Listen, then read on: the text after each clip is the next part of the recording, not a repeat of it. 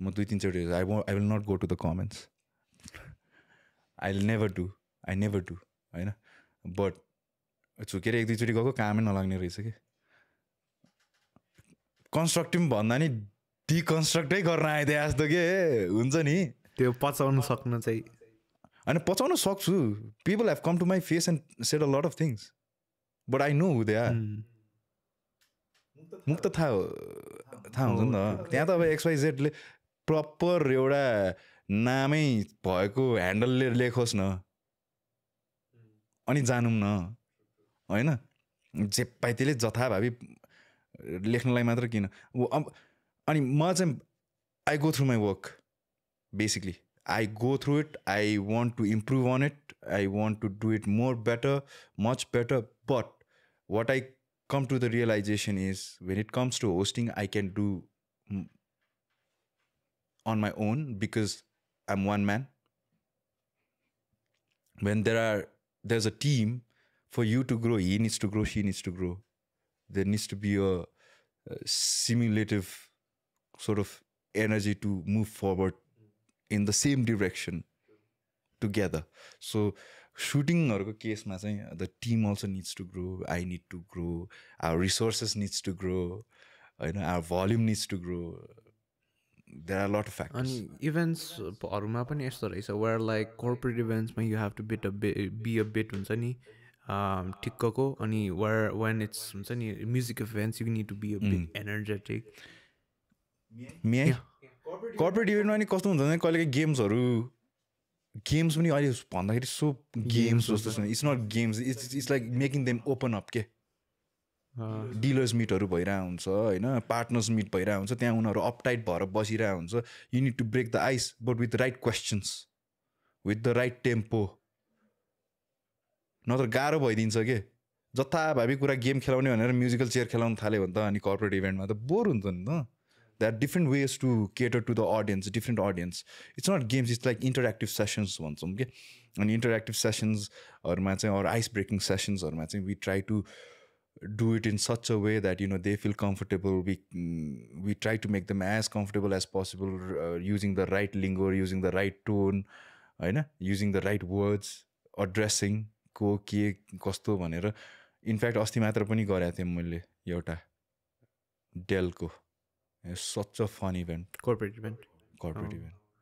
एकदम रमाइलो क्या एकदम रमाइलो थियो it was a vivid experience. Every event is a vivid experience, but when you have a challenge and you accomplish that challenge, it's a very good one. And so I want to help some people who want to be as confident as you. And how can someone be Joy Pradhan? As in like your confidence, your way of delivery, you've reached here. So what are some steps that they might take that can be helpful? First of all, the patience नै हो यार. I mean, to be confident, the confidence कहाँबाट आउँछ because I believe in myself and I can actually move forward on my own भन्ने पनि confidence हो.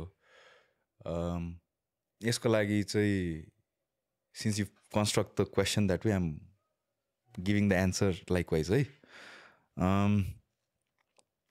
मैले चाहिँ अहिले हेर्दाखेरि now to this day when I'm talking to you, when I look back 13 years back, there were vulnerable times. I was not sure म यो फिल्डमा कति ठिक छु.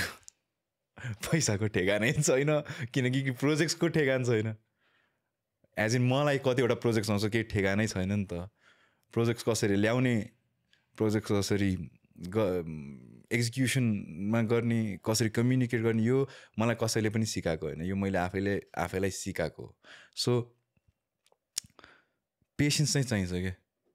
पेसेन्स चाहिन्छ. अब पेसेन्स भनेर पनि अब पकेटमा त पैसा हुनु पऱ्यो नि त. कतिन्जेल पेसेन्स आम्बुवालाई कुन चाहिँ उमेरसम्म माग्ने भन्ने हुन्छ नि त. For the basic of stuff 2 years down the line you'll be in a different state of mind, of your ambitions. आज जतिको सजिलो तिमीलाई प्राप्त भइरहेछ कुराहरू भोलि गएर त्यही कुरा गाह्रो भइदिन्छ कि प्राप्त गर्न, किनकि प्रब्लम घरमा माग्न अप्ठ्यारो भइजान्छ होला. XYZ सबैजनाको आफ्नो छ. सो मलाई चाहिँ के सजिलो थियो भन्दाखेरि चाहिँ I was from a well to do family, I'm still from a well to do family होइन. सो मलाई चाहिँ के सजिलो छ भन्दाखेरि चाहिँ थियो भन्दाखेरि चाहिँ आई कुड लेभरेज टाइम के. ममा जति स्किल भयो भने मैले मार्केटमा मैले आफूलाई चिनाउन जनाउन गर्नलाई चाहिँ सजिलो भयो. Because I didn't need to worry about घरमा भोलि के पाक्दैछ, घरमा कहाँबाट खर्च जुट्दै छैन भन्ने थिएन कि. I could have just went straight forward with my own gig.